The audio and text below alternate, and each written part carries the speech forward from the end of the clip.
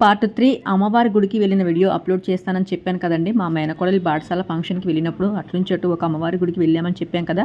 మరి ఎవరైనా గెస్ట్ చేశారా? ఫుల్గా రాళ్ళైతే కూర్చుకుంటున్నాయండి, అసలు రావటం రావట్లేదు. మరి గుడి ఏంటో తెలిసిన వాళ్ళు ఎవరైనా గెస్ట్ చేసి ఉంటారండి. ఎక్కడికి వచ్చామో తెలిసిపోయి ఉంటుంది. తెలియని వాళ్ళు మాత్రం ఎక్కడా అని ఆలోచిస్తారు. ఇంకెక్కడికో కాదండి, ఏలూరు జిల్లాలో ఉన్న గుబ్బల మంగమ్మ గుడికి అయితే వచ్చేసామండి. మనకి జిల్లాల పేర్లు మార్చకముందు పశ్చిమ గోదావరి జిల్లా ఉండేదండి. ఇప్పుడైతే జిల్లాల పేరు మార్చారు. ఆంధ్ర ఏలూరు జిల్లాలో ఉన్న బుట్టాయగూడెం గ్రామంలో ఉన్నటువంటి గుబ్బల మంగమ్మ గుడికి అయితే వచ్చేసామండి.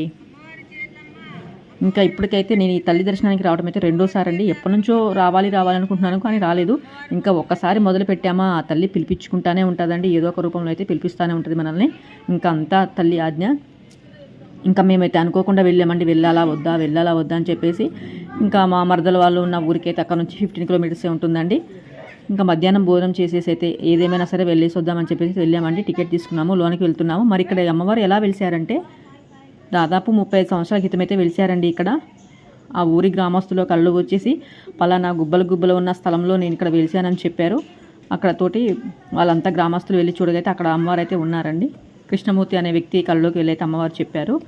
గిరిజనుల ఆరాధ్య దేవత అండి అమ్మవారు. గిరిజనుల ఆరాధ్య దేవత. ప్రతి సంవత్సరం కూడా ఇక్కడ మాఘమాసంలో జాతరలాగా కూడా జరుగుతుందండి. చక్కగా గుహలుగా గుబ్బలుగా ఉంటుంది. పైనుంచి వాటర్ ఫాల్ లాగా ఉంటుందండి. చక్కగా నీటి ధార ఎప్పుడు ఏడాది పొడుగుతున్నా కూడా అలాగ నీటి ధార వస్తూనే ఉంటుందండి. ఇంకా నిత్య అభిషేకం అమ్మవారికి. ఇలాంటి టెంపుల్ అయితే ఎక్కడా చూసుండరు. ఇంకా నిత్య అభిషేకం అండి అమ్మవారికి అయితే ఇలాగా. ఇంకా వాటర్ అయితే వస్తూనే ఉంటాయండి. ఆ వాటర్ ఎక్కడి నుంచి వస్తాయి అనేది ఎవరికి కూడా తెలియదు. చూశారు కదా అమ్మవారు లోపల ఎలా ఉన్నారో. ఇంతకుముందు అయితే గేటు ఓపెన్ ఉండేవండి. ఇప్పుడైతే ఇంకా భక్తుల తాకిడి ఎక్కువైపోయి గేట్లు క్లోజ్ చేశారు. అలా ఇక్కడ ఇంకొక స్పెషల్ ఏంటంటే అమ్మవారు శేషవాహంలాగా ఉంటారండి. ఇలాగా పాము ఆకారంలో పడిగ ఆకారంలో పోలి ఉంటుంది. అలాంటి గుహలో అమ్మవారు అయితే ఉంటారండి. గుబ్బల మంగమ్మ అమ్మవారు. చూడండి, అమ్మవారిని దర్శనం చేసుకోండి. ఇంకా బండలు అయితే జారుతున్నాయండి. కొంతమంది ఎక్కడానికి కూడా ప్రయత్నం చేశారు. ఇంకా మేమైతే ఎక్కలేదు. అప్పటికే వర్షం వచ్చేలా ఉంది. ఇంకా అమ్మవారి దర్శనం చేసుకుని త్వరగానే రిటర్న్ అయిపోయామండి మేమైతే. ఇక్కడ అమ్మవారు సాయంత్రం 5 కాగానే అమ్మవారు తిరుగుతారనేసి ఒక నమ్మకం అండి. 4:30, 5 అంటే అక్కడ భక్తులను ఎవరు ఉంచరండి అసలు.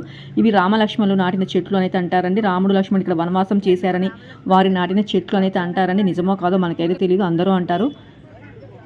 ఇంకా మేమైతే తిరుగు ప్రయాణం కూడా అయిపోతున్నాము. వర్షం వచ్చేలా ఉందండి ఓ పక్క. ఇంకా మాకు కారు చాలా బురద, కారు దిగబడిపోద్దాము, తొందరగా బయటపడాలని చెప్పేసి అయితే వచ్చేసామండి. ఆదివారం అయితే ఫుల్ ఫ్లోటింగ్ ఉంటారండి. ఫ్యామిలీతో వస్తారు, మొక్కుబడులు చెల్లించుకుంటారు. చాలామంది ఉన్నారు ఆదివారం రోజు అయితే. ఇంక ఇక్కడ స్పెషల్ ఏంటంటే రోకళ్ళు అమ్ముతారండి. ఇక్కడ రోకళ్ళు చేసి అమ్ముతారు. ఒకటి 100 రూపాయలండి. ఇంతకుముందు వచ్చినప్పుడు కూడా నన్ను కొనుక్కోమని అడిగారు, కానీ నేను ఇంట్లో ఆల్రెడీ ఉన్నాయని కొనుక్కోలేదని. ఇక్కడ రోకళ్ళు అయితే స్పెషల్ అండి.